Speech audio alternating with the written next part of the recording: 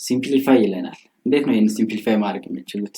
13 to the power of 13 ሲደመር 13 to the power of 14 አለ። እዚህ ጋር በተመሳሳይ 13ን 13 ጊዜ 13ን 14 ጊዜ አባዝታችሁ ደምራችሁ ምናምን እንዳይሆን አይደል? ምንድነው የምታደርጉት? የጋራ ማውጣት ነው። በጣም ቀላል ነው። አሁን እዚህ ጋር 13 to the power of 13 አለ፣ እዚህ ጋር 14 አለ። ስለዚህ የጋራ ትንሹን ይሄኛውን እንወስድና 13 to the power of 13 አድርገን ኢንቱ እቺኛውን የጋራ ስላወጣናት አንድ ትቀረናለች። የጋራ ማውጣት ማለት ይሄ ሲካፈል ለዚህ ማለት ነው።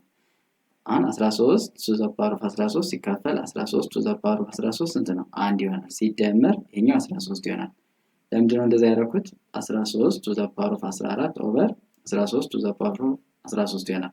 ሶ ቤዙ 13 አንዱን ወስድና ምንድነው የምናደርገው? 14 ሲቀነስ 13 ማለት 13 to the power of 1 ወይም 13 ይሆናል ማለት ነው። እንዴት የሚለውን ጀስት እንዳትጠይቁ ነው እንትን ያልኩላችሁ።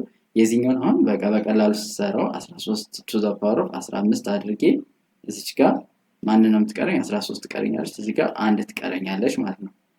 ሶ ይሄኛው ማለት ምን ይሆናል? 13 to the power of 13 into 14 ይሆናል። ይሄን ሲደምሩት ኦቨር 13 to the 15 into 14 ጀስት 14 በ14 አንድ ይሆናል። ዘን ምን ይቀረናል ማለት ነው? 13 to the power of 13 ኦቨር 13 to the power of 15 ይሆናል። ዘን እቺኛዋን በምን መልኩ መስራት እንችላለን? 13 አንዷን ቤዝ ወስደን 13 ሲቀነስ 15 ማድረግ እንችላለን። ይሄ ማለት 13 the power of -2 ይሆናል። ወይም ደግሞ 1 ኦቨር 13 ስኩዌር ይሆናል። ይሄ ማለት ምን ማለት ነው? 1 ኦቨር 169 ይሆናል ማለት ነው።